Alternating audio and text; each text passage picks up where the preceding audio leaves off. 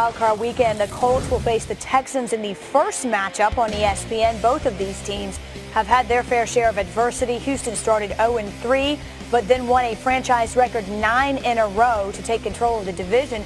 Indy makes the playoffs after starting the season 1-5. Both Deshaun Watson and Andrew Luck hope those teams can keep that momentum rolling.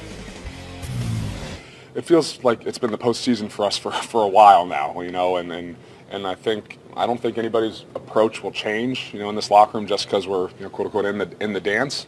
We're certainly excited. Those that have been in it excited. Those that the first time excited.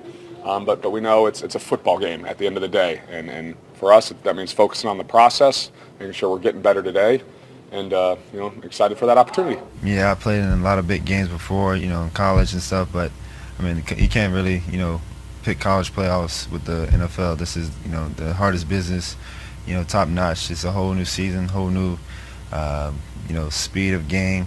So it's going to be, new for me, of course, because it's my first one, and it's going to be a lot of fun. Every play counts, every moment counts, and, you can't slip up. We'll say Happy New Year now to Mike Wells, who's in Indianapolis covering the Colts. What's the mindset, Mike, of this team heading into the weekend?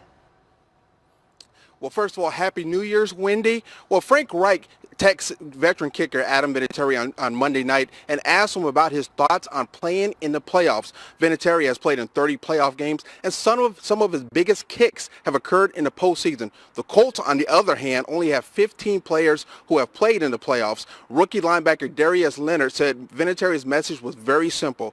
Don't get too emotional. Don't look at it as a playoff game. They're facing the Houston Texans. When they have a job, get it done, make the play in front of you, and everything will be just fine. Vinatieri's message is very similar to what Coach Frank Reich said when they started the season 1-5. We know the result is just a consequence of what we do. So, yeah, we have goals, we have aspirations, but we know to get there, we've got to work. We've got to do it the right way. I think Frank lays that out very well for us. I think the players in this locker room buy into that, and we understand that we have a great opportunity today to get better as football players, get better individually, get better as a unit, get better as a team. Wendy, on the injury front, receiver T.Y. Hilton re-injured his right ankle against the Tennessee Titans on Sunday, but Hilton says do not worry about it. He will be on the football field on Sunday in Houston. That is a good thing because in his career, Hilton has 932 receiving yards and 7 touchdowns in 7 career games in Houston. In fact, Hilton said NRG Stadium is basically a second home for him. Well, that's certainly good news for the Colts. They'd like to see that. Can we just talk about Adam Vinatieri for one minute? 30 playoff games. Yeah. How about that? What a career. Yeah, too bad he's never had a big kick, You gonna have any stories to tell? I don't think so. Man, can we buy the book? Can we buy the advanced copy? I was on the wrong side of one of those. Yes, you were. I was there for that one, too. Just impressive. You're not alone. Yeah, you've got some pretty elite company. Here's the good news. Listen, also impressive is the way Andrew Luck has bounced back and played this year. We knew he was a great quarterback coach, but as you watch his season in particular this time around, what stands out the most to you? I really think I was a little bit disappointed he didn't make it to the Pro Bowl. I thought a little bit snubbed by that. And, I think he's probably the guy that's going to lead the pack as far as comeback player of the year. Look what he's accomplished. He's carried that team. And Frank Reich and him have really become a great team. You start 1-5 like that, that's the will of the players and the will of that coaching staff. So he's done an outstanding job. Chris Ballard's gone out and really built up the offensive line around him. I think what's going to be the difference in this ball game is they're number 1 against sacks per pass in the league. And that's a big tribute to Andrew getting rid of the ball as well as that offensive line protected. On the flip side of this equation, of course, is Deshaun Watson. He was injured last year, so this will be his playoff debut. What are you keeping your eye on? Boy, talk about the flip side. Watson was sacked 62 times totally this year, which is situation. an unbelievable number. And he, I was talking to some Texans coaches before the game on Sunday. I was there, and they were praising Watson for how much better he's been at protecting himself when he gets out of the pocket, making the right decisions, knowing when to get down, throw the ball away, etc. Then I watched the game, and it didn't look like that at all. It looked like it was back to his old ways, and he was the team's leading rusher on Sunday in that victory over Jacksonville that sealed the division for them. I talked to him after the game. I said, is this going to be how it is going forward? And he, of course, said whatever it takes for the team to win. But if they're planning to make a deep playoff run, I think what we're looking for is to see Deshaun Watson protect himself better than we saw on Sunday. Well, listen, you talked about the 62 sacks. So just to put it in perspective, that led the league, and it's the first time a quarterback has been sacked at least 60 times since John Kitna back in '06. So it's been a minute. He took a big shot. They've got to check him out. Nick Foles has to get ready.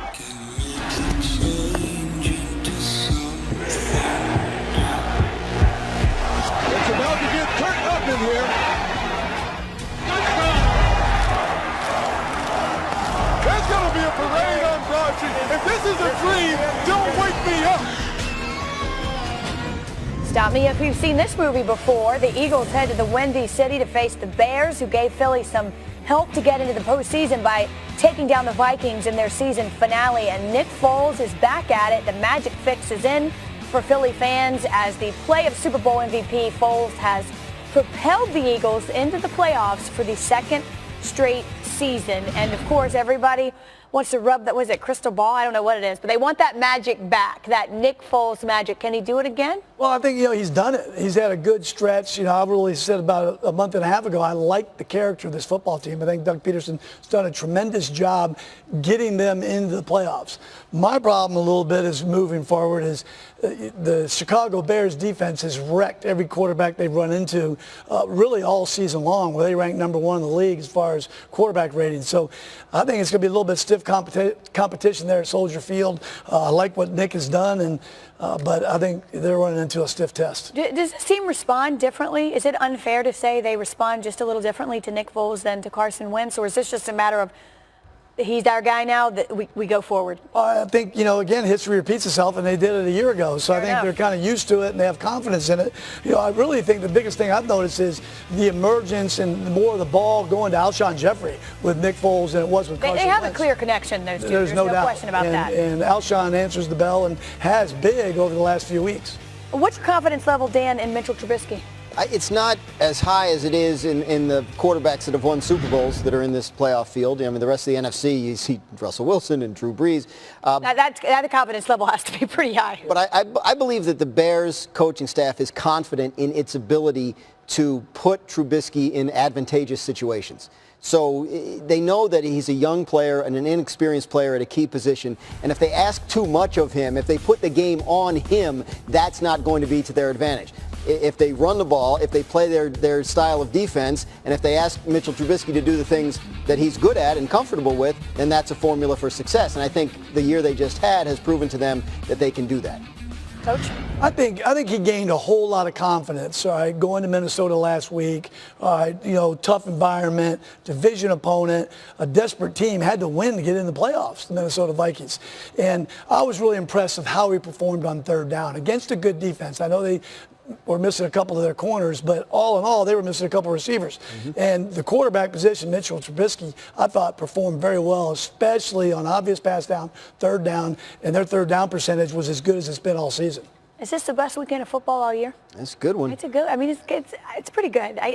Every single game I look at, I think, yes. They were tough to pick, I think. That's what I mean. Yeah, absolutely. I think it'll be interesting. The wheel, though, already turning for those teams who've lost head coaches who will be in the mix for a new head man. It's the coaching carousel. We've seen it go round and round before. Where will it stop? We'll try and figure that out next. You're watching NFL Live, presented by KFC. Abundance of coaching news over the past few days. The Jets, who finished last in the AFC East the last 3 seasons, fired head coach Todd Bowles on Sunday. The Bucs parted ways with Dirk Cutter, who won just 10 games the last 2 years and finished the 2018 season with the second worst scoring defense in the league. 2 years and Vance Joseph is out in Denver. The Broncos suffered back-to-back losing seasons for the first time in 46 years. The Dolphins fired Adam Gase after 3 seasons. Miami was undisciplined under Gase, committing the 3rd most penalties in the NFL during his tenure. Cincinnati decided it was time for a different voice. Parted ways after 16 seasons with Marvin Lewis, who was 0-7 in his career in playoff games. And it's one and done for Steve Wilkes in Arizona. First Cardinals head coach to be fired after just 1 season since 1952. Here's team president Michael Bidwill on the Wilkes firing. And so it's like anything else, whether it's a coach, it's a player, an employee at a business. You know, you look at their background, you look at their experience, you listen to the recommendations, and you try to project their future success. And again, I didn't get this one right, but we're going to try to get it right next time around. Well, look, it's easy to argue in one sense that one season is hard to judge. On the other hand, I guess if you know you don't have the right situation, maybe best to go ahead and make a move. Coach, which is it, or does it depend? I guess it depends. Well, I think Bidwell said it right. I mean, he didn't get it right. And so I think for a couple of reasons is, number one, I'm not sure how a head coach can get that done in one season. You know, I don't think anybody was picking them to win the NFC West last year going into the season. From what I've gathered and the research I've done, Steve Wilkes is a heck of a coach, did a great job in Carolina. Again, I don't know if it's a fair, description or assessment of one season as a head coach. Yeah, I mean, I think, your point is, if they've decided it was a mistake to bring him in the first place, don't compound the mistake by making it last too long. That's one thing. But, I mean, what Coach is saying is true. I mean, you got to give a guy more than 1 year. Just one and done is hard to, I mean, it's a difficult thing, especially when we look at the teams who've been successful and the continuity they've had. That is a consistent factor. We'll talk about the Bucs now. They are looking for a coach that can work with Jameis Winston. Why, you ask? Here's what Bucs GM Jason Light said about the quarterback. He said, and I quote, "Jameis Winston will be here. We have him under contract for a year. He has done some amazing things for a young quarterback, turns 25 in a week. He's accomplished more than most of the elite quarterbacks have at his age throughout that time span. There's a lot to like about Jameis." Look, it does not sound like he's sitting the fence whatsoever. In fact, I'd say he's doubling down on Jameis Winston. So, look, that's the situation. If you're a head coach, you come in, you know the deal. Yeah, and it narrows your field of candidates. If you have a head coach candidate that you like and he doesn't want to coach Jameis Winston, then he's not interested in you. You've made that clear that that's a condition of the hiring. But at least you have made that clear, and you know. So you're not going to bring somebody in and say, well, I don't want to work with this guy. That's up front. So, I mean, look. We've been over Jameis Winston a million times. We know what the good and the bad are. We know the electrifying plays. We know the turnovers. We know the trouble he's been off the field. So, the Bucs are committed to him for at least that one more year, per Jason Light's quote, and whoever comes in to coach him is going to probably be judged on how well Jameis plays for him. I think that's fair. I mean, I don't think there was a lot of ambiguity there, which, Coach, in the end, might be a positive thing. Well, I don't think it's going to be a hard sell. I think Jameis Winston's a really good player. I was around in the evaluation process when he came out. I think he did a tremendous job. Their offense was third in the league in yardage. The bad part is they threw 25 interceptions, and they weren't able to run the ball consistently. So whoever goes in there, has to establish a run game as well as eliminate the turnovers. And really, their biggest problem is on defense. They have a lot of work to do on the defensive side of the ball. Last year when we talked about coaching vacancies, we identified Arizona, interestingly enough, as one of the most difficult challenges because they had so many pieces they needed in place. They didn't even have a quarterback on the roster, if I remember correctly, which was incredible. So we're going to go through it. Turns out, apparently that's true, since here we go again. But with 8 head coaching jobs available, let's ask the opposite question, Coach. What are the most desirable places right now, given the situation? Well, I'm going to start with Green Bay, and a lot of that's Aaron Rodgers, but also it's an organization that has been patient. Mike McCarthy was there the last 13 seasons and had a lot of success. I'm going to say next is probably the Cleveland Browns. Again, a young, established quarterback, broke the touchdown pass record for rookies at 27. All right, so Baker Mayfield, they've got a lot of good young talent there. And I'm also going to go with the Jets. Again, a really young quarterback that's Sam Darnold, a guy that I think has shown a lot. And some good pieces, a lot of cap space. So those are the three that I would rank up there at the top. Well, look, I mean, in a lot of ways, as the quarterback goes, so does the situation. At least that's sort of the way it sounds. Dan, on the opposite are the candidates, the guys who want to have these jobs, who'll be interviewing for these jobs. What are you hearing? Well, you hear a lot of names being thrown around yesterday. Obviously, Mike McCarthy, the former Packers coach, is a guy people want to talk to, a guy who's had success in the league. You look at the coordinator ranks, Dan Campbell, who's not a coordinator but an assistant coach with the Saints, he's got several interviews lined up. A very interesting guy who was once an interim head coach in Miami and did all right there. Matt Eberflus, who's the defensive coordinator of the Colts. The Colts defense, a big part of their story this year. He's going to get some interviews. Can't go on them till next week, of course, since the Colts are playing this week. Coach's old friend Vic Fangio is drawing some interest because of how great the Bears defense has been this year. Everybody wants to talk to the Patriots coordinators all the time. It's a long and varied list, and you're going to continue to hear these names. Adam Gase was just fired in Miami, is drawing interest to other places, so it's going to be a mix and match. We usually set the over-under at about 6. So for coaching, it's a busy year because we have 8 head coaching jobs available as we speak today. All right, listen closely. What do Deion Sanders, Jalen Ramsey, and Phillip Rivers have in common? You won't believe your ears. Dadgummit, let's go, huh? That's his favorite word, dadgummit. It's corny. It's corny. It's corny, though. You talk the whole bit. It works, huh? Gatorade. Almost important as the physical side. For Chargers quarterback Phillip Rivers, the way he gains his mental edge is simple. He trash talks a lot. A quarterback who talks as much as Rivers is unique in NFL circles in its own right. But as Dan Graziano tells us, that's just the start of what makes Rivers' motor mouth stand out on the field. Y'all put that stinking blitz on tape. Y'all think that's a good blitz? Y'all think that's a good blitz, Rolando? You know, as a trash talker, he's definitely right up there in the top 5 National Football League. Oh, quit crying! Quit crying! He talks almost every play. Hey, thanks, Cameron. Hey, we'll take that 15. Thank you. You'll see it when he's mad, and he'll unstrap the glove, he unstraps the helmet, he throws the glove and he'll kick it. Hey, what kind of cleats those is there? Reeboks. You was in high school when those came out. We hear a lot around the league about trash talking, and your name comes up a lot as one of the biggest trash talkers in the league. Is this a well-deserved reputation? I think it was a little bit earned years ago. Now I have to explain that to my children who are old enough to know, like, Dad, why are you always on that list? You're sorry.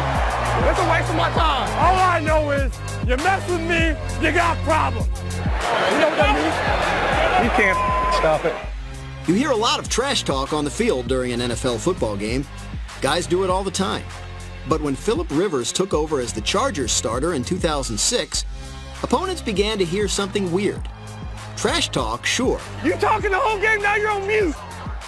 But from the quarterback? It was against Denver, and those guys were known for talking trash. But Phillip started giving it back to him. They thought they were going to intimidate him. And when he started giving it back, that's when I said, whoa, this dude, he can talk with the best of them. 4 or 5 years ago, I was in New York, and we were in San Diego, and they was putting it on us pretty good that game. And Phillip was just talking all kind of trash to Rex and defense. Not just a good old-fashioned rear-end whipping. And I was like, I wish he would shut the... Yeah, that's what I'm saying. It's a bad play. I know it's bad. It looks bad. It's bad. The veteran guys, it's more fun. You know, I remember some back and forth with Jared Allen when he was in Kansas City, you know. Phillip came in with me. He was always running his mouth. We used to tease him about how many kids he had. I didn't have any kids married at the time. He had like 5, right? He kind of would get just squinty faced and like all just angry, kind of, you know, like picturing like mouth half open, like yelling. Just maybe a little flush. There's usually no script or no plan. It's all within the game. No script, no plan, and with the deeply religious Rivers, no profanity. Shoot! Shoot! Shoot! Oh, shoot. Which leads to the question, what does he say instead? He says dadgummit for everything. Let's go, dadgummit. Dadgummit, what are you stopping and jumping for? He misses a throw. Dadgummit, if a defensive back is holding, hey, dadgummit, you can't do that. Dadgummit, let's go, huh? That's his favorite word, dadgummit. It's corny. It's corny. It's corny, though. You talk the whole bit. It works, huh? At least I'm consistent. After probably like 3.5 games, you know, when I really started to like, man, he's not cussing at all. This is weird. I did not know that until about game 7. I was like, Phil, you don't cuss at all? He's like, There was a time when you did, when you were a young boy? No, or no. Never in your whole life? Yeah. And you've never slipped? Oh, I can't say I've never slipped in my life. I'm not there proclaiming to be perfect in that regard, but for the most part, yeah, that's me. I grew up in a home that didn't use that language, and then I think as I grew in my faith, that became something that, you know, what comes out of my mouth, I want it to be clean and good. Just because the language is G-rated doesn't mean it's fun to be on the other end of it. Here we go. Y'all quit arguing before I whip all of you. And it's not just Rivers' opponents who feel the sting of his trash talk. his teammates feel it too. What is Melvin doing? Come on, Melvin. Even if he said something to a guy, he always make sure he double back and say, look, man, I just want to win. Where's everybody? Gosh, that stuff drives me nuts. Come on! I think overall he understands. That's what makes you a better team. That's what makes him a better quarterback. So he loves to compete, and he loves the idea of being competitive.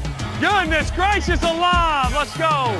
I've always thought that that's important as the quarterback and as a leader is to be one of the guys. So when it's on the line and you need them to lay it out to keep a guy, a blitzing linebacker, that they want to do that for you, because they know I'm in it with them.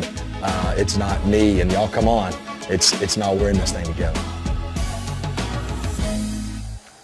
I mean, well done, Dan, first off. But, shoot. Yeah. Listen, the energy it takes. This dude's got 8 kids, another one on the way, and he's got energy to talk and play. It's unbelievable. It's unbelievable. It's just part of who he is. It's funny. I was at camp doing that feature, and the next day I was watching practice, and I realized he doesn't even wear like a red non-contact jersey like most of the quarterbacks do. He's just out there in the so he really does want to be one of the guys. He doesn't want to be sort of standing out from his teammates. What's hilarious, and one of the league's nicest guys is also one of the big league's biggest trash talkers. You know, some of them you can pick, but you wouldn't pick him. All right, listen, so anyway, he's got a big game this weekend, clearly. He'll be doing plenty of talking and hopefully playing as well. Chargers and Ravens and some injuries in this one. Chargers getting healthier. I mean, Melvin Gordon, their star running back, has been in and out all year with a knee injury. Kind of had it flare up on him at the end of last week's game, but apparently he's going to be good to go. The expectation is, assuming he gets through the week of practice fine. And then tight end Hunter Henry, who hasn't played all year because of an injury back in minicamp, he's expected to play this week as well. We'll see how involved he can be, but he's been practicing, and they expect to have him for this game. That'll be a huge one for him because I know a year ago, I mean, he was one of the better tight ends in football. When they lost him early in the preseason, it was a huge blow to them to the point they had to go sign Antonio, and he's done an outstanding job. So getting Henry back will be big. You know what? We had to pick a team, a wild card team that could make a run. The Chargers are mine. I think, you never know. Of course, anything can happen once the postseason begins. At 12-4, I mean, that's a pretty good record for a wild card team. I'm out on a steady limb there. You know what? Listen, nothing gets past me. Just ask me. Listen. The TurboTax pregame show is next. NFL Live back tomorrow. Have a great day. Happy New Year, everybody. Happy New Year.